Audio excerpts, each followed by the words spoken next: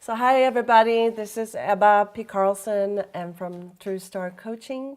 Today I have the beautiful honor to introduce to you a very good friend of mine, Anaiya Sophia. And we met 2017 on a mystical journey that I wrote about, a sacred journey to the south of France, following the footsteps of Mary Magdalene. And here she is. And would you like to introduce yourself to this audience? Maybe share a little bit about who you are and how you Sure. got started on your own journey. Sure. Hi, everybody. Very nice to meet you all. Um, I have a little catchphrase. I call myself an independent mystic of an almost forgotten faith. And under that banner, I can pretty much get away with everything. I love that. Yeah. Yeah. So how did you get started how did you come to that understanding? Well, when I first realized that being a mystic really meant a direct connection with a one-on-one source of intelligence, love, light, experience, when I realized that you truly don't need a third person in the mix, and that this is a very intimate and profound relationship with the source of your being, which is forever growing and changing. And just when you think you've got a handle on things, it adapts and becomes something else. So I really felt that the word mystic is the best title or whatever to go under. It's a beautiful title and it suits you very well. So you grew up in England, Yes. right? And did you have like a mystical upbringing as well? Or how did you find that the quest or your own search? I had a very natural and very what I would call wholesome upbringing.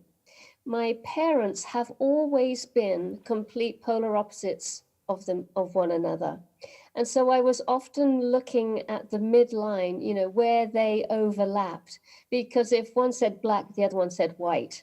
If one said up, the other one said down. So I'm like, hang on, where do I fit into all of this? So I grew up in a realm of polarity, and hence, the mystical path, the alchemical path is exactly that. I'm very, very comfortable in a polarized situation. I can often see that overlap, that place where the two seemingly opposing truths totally meet. So it wasn't a very extreme um, background or childhood, but definitely a place of adventure, exploration, which was encouraged. Both mum and dad encouraged me to find my way. My father was very religious, my mum very much like a pagan or a druid. So I got exposed to both sides of the coin, and I'm very grateful Wow. for that rather than having, one thing rammed down my throat. Yeah, beautiful. So the druid knowledge that you discovered back home, was that something that resonated with you from start that you felt at home with? Yes. Yeah. And I that was, yeah, my mother introduced me to nature. Literally, half an hour from our family home is Stonehenge in Avebury. And then, of course, in the 90s, we had the crop circle phenomena. So paying attention to the land and feeling and dowsing and intuiting, this was very normal for us. sounds like a very luxurious upbringing in my world. And how important that is, I really Yeah. feel like having kids myself, I can really feel like how disconnected we are to nature nowadays, and especially the kids that grow up, they find it through the computer world more and more, which is so sad in a sense. We Yeah. forget where we come from. Yes. So, so from there, you found the roots of the ancient wisdom, I guess. But how did you come to live in south of France, and what was it that called you to go there? Well, I first came to this particular corner of France probably 15, 18 years ago. And I came reluctantly. And where are you? Where are you exactly now? So people know where you are. It's now called the Occitan region, but it used to be known as the Languedoc. So foothills of the Pyrenees, close to the border of Spain. So I came here reluctantly. I thought it was going to be a bit boring. I came out here by invitation because a friend of mine had a retreat space and she wanted a yoga teacher to run a week-long yoga retreat, which I did. But within 10 minutes of arriving into Karlsson and taking a taxi to the venue, I was already having some very strong phenomena in my heart, a profound, ancient sort of longing suddenly came, in the back seat of this taxi. It was not nauseating, but intoxicating. This wasn't a fleeting feeling. This was a sudden and grabbing feeling. I couldn't ignore what I was feeling as I looked out the window and saw the mountains and just felt and seen the beauty of this place. And then, sleeping at the venue, lots of phenomena every night, big dreams of an ancient love, of longing, of Mary Magdalene, of Cathars. It all just came rushing in that week's retreat. Wow, I get goosebumps all over, and I can really feel you. You're so good with words and painting the picture. I can feel like I'm almost there. Well, I can't help remembering you seem to have a very similar response when you were here. Yeah, I did have an amazing experience. It was really initiation, and I'm very grateful for that. So let's talk a little bit about that. What are the Cathars and Mary Magdalene, and do you want to explain a little bit for the viewers that might not be familiar with that tradition and history? Well, according to the people of France, Mary Magdalene absolutely came to this region after the crucifixion. Mary Magdalene is the patron saint of France. She's a very highly esteemed, not even saint, but, in the last couple of years, she's been promoted to Apostle of Apostles. But really, to the French people, she is this mystical woman that they are so proud to have been able to house and keep safe and help continue her way, her ministry. So she is really up there with Jesus Christ in France. And so you could say that the Cathars are her spiritual descendants. These were the people who were initiated by her, continued on the tradition generation after generation. So that these are the nearest and dearest. These are her people, and they lived in this area. Wow. So I remember going there and experiencing this female sacred energy and awakening that power within myself. But I also remember hearing about the Black Madonna, and I was never really understanding what that actually meant. But lately I've heard that there could be a connection to Isis, the Egyptian goddess. Is that something you're familiar with and know something about? Absolutely. The Knights Templar mostly venerated the Black Madonna. And when you ask that tradition, who is the Black Madonna? They say this is our version of Mary Magdalene. This is Mary Magdalene, but in a more hidden, concealed way. Because at certain times in our past, you really couldn't venerate this lady at all. It was heretical, and it often meant your life. And so the Knights Templar sort of disguised this Madonna. Yeah. But it truly is Mary Magdalene. And Mary Magdalene was absolutely a priestess of the Isis tradition. So it's all one and the same thing. The Isis and Mary Magdalene, they're just female faces for this energy. It's a continuation. It's always been here today, very much walking around on two legs in human form. Yeah, that's beautiful. And it reminds me also about when we were walking, I think we were walking I can't remember where it was. Maybe it was in the gorge towards the hermit's little place. Maybe you remember the name of it. Yeah. But we were talking about your name, and as I wrote my book, I realized how important it was to look at my name and how that has affected me and my life's journey. And Ebba is an old, Norse name, which means courage, but it also means courage, speaking the truth from the heart. And you told me your story, how you resonated with Anaiya and Sophia. And I didn't know much about Sophia. I know it's a very ancient hermetic, I guess, a belief. Yeah. Would you like to share something about how you found that name and about Sophia, the consciousness Sophia? Well, the word Sophia means wisdom. And as I said with you, I was really struggling, like, dare I really take that surname?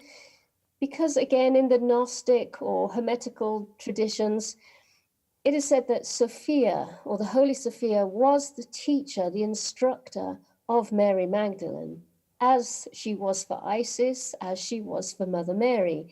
So there is this feminine, high goddess principle, this stream of consciousness known as Sophia, who pretty much instructs all the feminine mystics of our time. Hence, struggling. In this day and age, my tradition, my birth name is Julie Cudahy, raised in a very normal way with two very normal parents. And here I am consciously making my way towards this Sophia energy in my inner realm, and then naming myself after that. But I have this feeling within me. I have no children. I chose not to have children. So when I go, I really do go because I'm the last in my line. I have no brothers and sisters. So I definitely have the spirit of all or nothing in this lifetime. Yes, and I can. What just came to me when you were speaking was that you have lots of children. You have spiritual children that you teach, human beings like me and others that come in your way, in your path, and we are your children because you reflect really the goddess Sophia, in my opinion, and really incorporated her very beautifully. That's a very beautiful thing to say. Thank you so much. Oh, you're welcome. I feel that in the heart. So, yes, and so from there you ended up in Lokitan with a new energy and a new realization. And what did you come to understand there when you were there, and how did that evolve within you? I would say, the way I live is quite remote. We do have a B&B. I am very accessible, and so is my husband, Pete, but we are living out on the fringes of society. And yet that is where the deep, deep mystical wisdom and healing is coming from. It's coming from the land. Absolutely. This is my big feeling, is that Mary Magdalene's grace and power and presence is in this land, because, not to be too descriptive or anything, there has been a lot of war in this land trying to extinguish this energy. A crusade came here only 700 years ago. So, and this is my feeling, because there has been so much blood spilt on this land from her initiates, from people living in this very high vibrational way, carrying on the tradition deeply in their heart, that as that blood gets spilled, it gets soaked into the soil and the trees and the meadows. And hence, should you walk around this place with an open heart, asking to be instructed, initiated, you will be. Yeah, wow. Because you cannot extinguish this. Yeah, yeah. It's too ancient, it's too old, it's too eternal. And it's here. Yeah. Do you think that there are, I know Rennes-le-Château, they have, the beautiful church that was built there, but below there was a pagan site for Apollo, if I am not mistaken. And Yes, yeah. just underneath the church was once a temple of Isis. Oh, So Isis. back in the Roman times, this was a temple of Isis. And back in the Celtic times, of course, it would have been used as a temple again as well, always. So there must have been a lot of power spots around there that were natural from the beginning, from Earth, Absolutely. right? Have you discovered any Absolutely. more of those places? But Oh, current. Yes. yes. All of the time. This is our big passion. This is Wow. what Pete and I are doing as often as possible. Yeah. And So not just visiting them, we like to sleep over. That's when you really get the information. wow. Yeah, I can Yeah. imagine that must have been be amazing. Do you still do sacred journeys to Oh, that? Yeah. yes. So Yes. so we'll make Yeah. sure we put that link underneath Mm. this the video. So going from there, so today, tell me a little bit about what you do today and how do you reach people and how can they contact you? Well, myself and Pete are very available for those of us, I guess I would be serving those who really want to get into this mystical journey, how to truly connect with the Marys, with Sophia. What does this mean for a woman? What is embodiment all about? How do we actually bring this energy into our female bodies and live it authentically and genuinely? And then Pete and I, we also work together for those in relationship who are looking for or are in what we would call a sacred union, a sacred marriage, a relationship that's dedicated to keep on going deeper into the spiritual part of ourselves as individuals and together. So that's the kind of things we get up to, as well as showing people around here. Because if you Yeah. want an experience, if you really want an undeniable experience, then one of these places, along with, the Sedonas and the Glastonburys of this world, this is where you're going to find something. I so agree with you. To me, it was magnificent to come out from there and just the initiation caves were amazing and all the exercises we did, I can truly recommend this.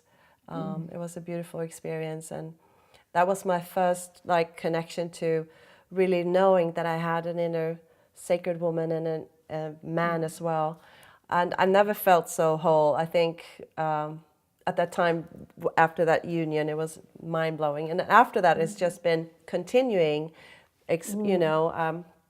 but it was very profound. And I would love to come back again, of course, and Oh, bring people yes. with me. That would be amazing. So maybe that's something we can discuss at a Yes. later time. I enjoyed you being there because I could see literally moment by moment you were having yet another realization, another insight, more of the heart opening. It was like pure art Yeah, it was. just to watch you. It was so true. It was really true. Yeah. So, is there anything else that you feel is important? I know you have you do a lot of webinars as well. Can you share something about that? How people can not only maybe come there physically, but also see you online?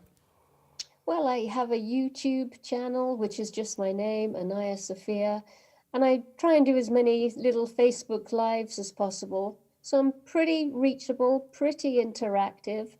And again, always liking to work, always enjoy working with Pete, having that male counterpart and his very real and genuine response to this sort of lifestyle, I suppose, I'm heavily encouraging.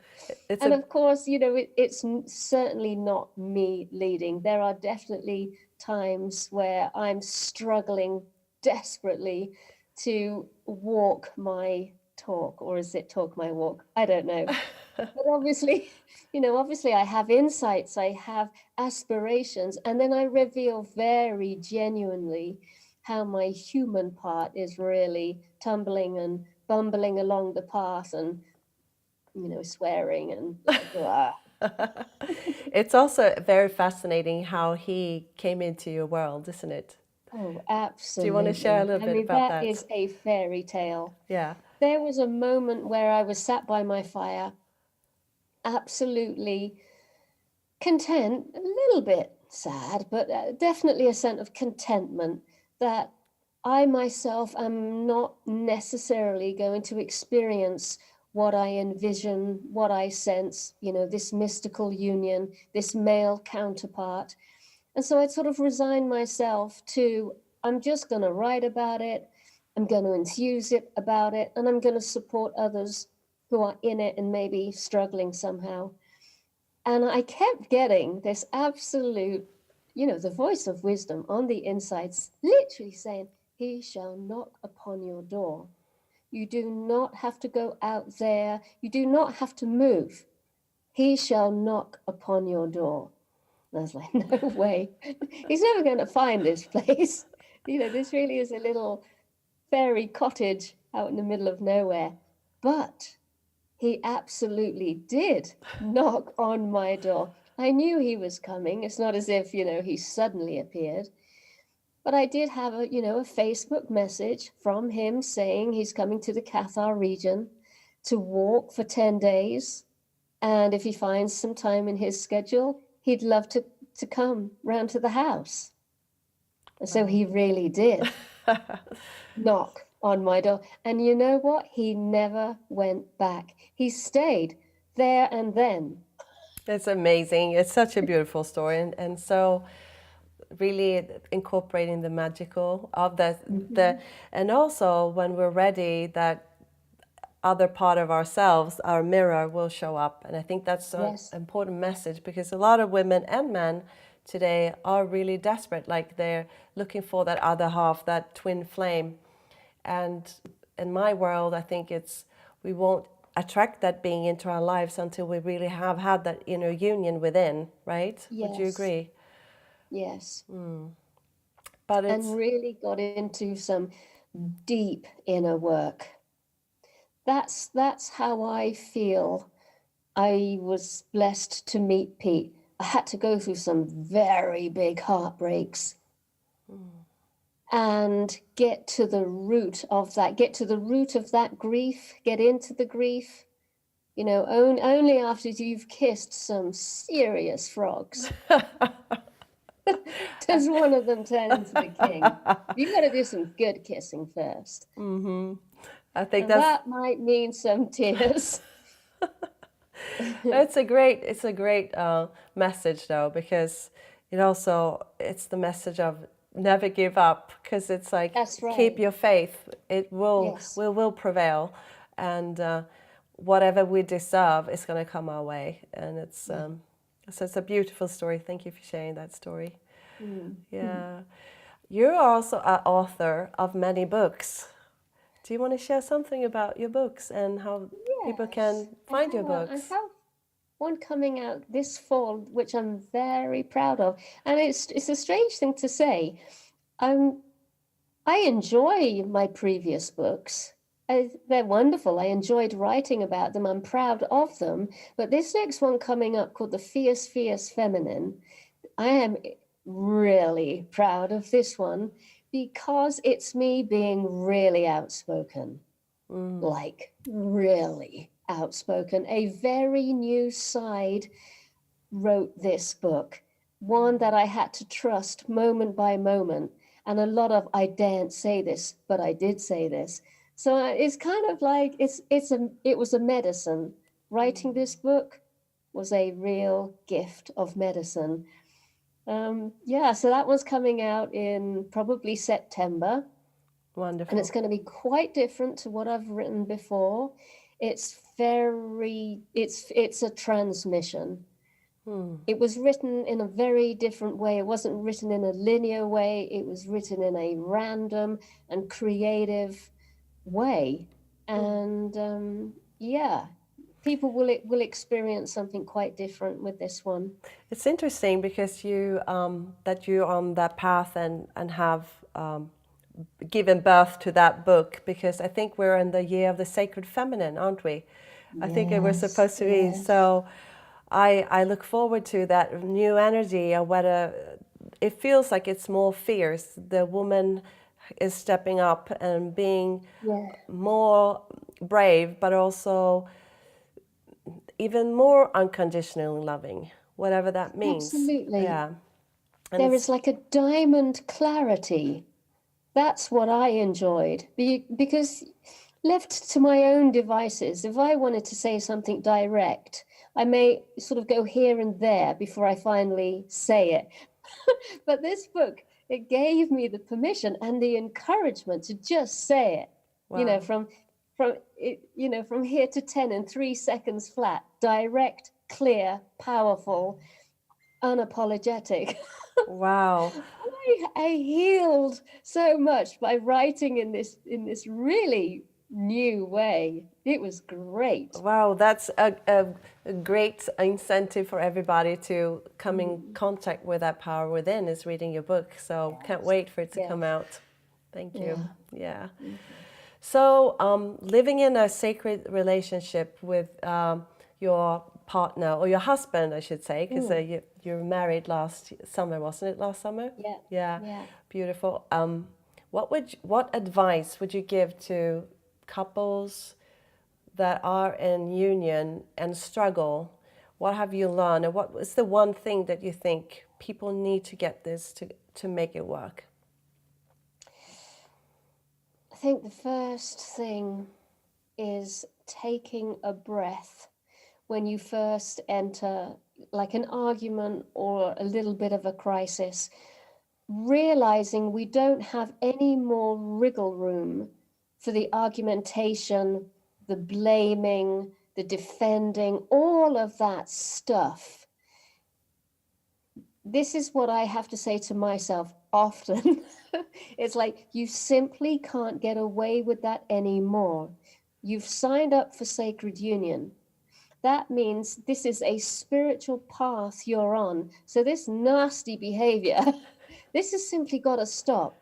So should I ever feel any like strong emotional currents because of what Pete has said or done or not done, I have to remove myself from the situation as soon as possible, and even, just lay down on the bed and start breathing, start praying, start making my way to that Sophia place. Oh, beautiful. In terms of refuge and sanctuary and wisdom and clarity. So it really is, my God, it's self-discipline, self-vigilance. But I can see what it's doing is it's like a Star of David. It's strongly encouraging this Sophia energy down and into everyday life, and taking, the wounded pain and suffering of my human life up to that kind of Sophia energy. But it does take two. And this is where Pete comes in. I'm saying this in a very mystical way. And what Pete says to me is like, the guys aren't going to understand this. You got to speak man talk. And I'm like, well, I can't. So this is where he comes in. He sort of takes these understandings and delivers it in man speak. That's so beautiful. And I think that's really important, because the ladies, they're all nodding, going, oh, yes, I totally understand what you've just said. But the guys are like, what? Yeah, it takes two to tango, that's for sure. Yeah. Well, thank you so much, Anaiya Sophia. We're getting close to the end here. And so how can people reach you? Can you please tell them your website again, and what's the best way to contact you? The website, which is aniyasophia.com. Same for Facebook, Anaiya Sophia, Instagram, all the usual places, Google. You'll find me. Wonderful. Yeah. You have been most wonderful to talk to again, and I can't wait to see you again for real, and continue our journey together. Thank you so much for coming on. So hang on there. We'll just turn the video recording off. Thank you. Oh, can I just? Oh, I was going to say one more go thing. on. Yes, absolutely. I just want to say thank you, Ebba, and deep blessings for your book.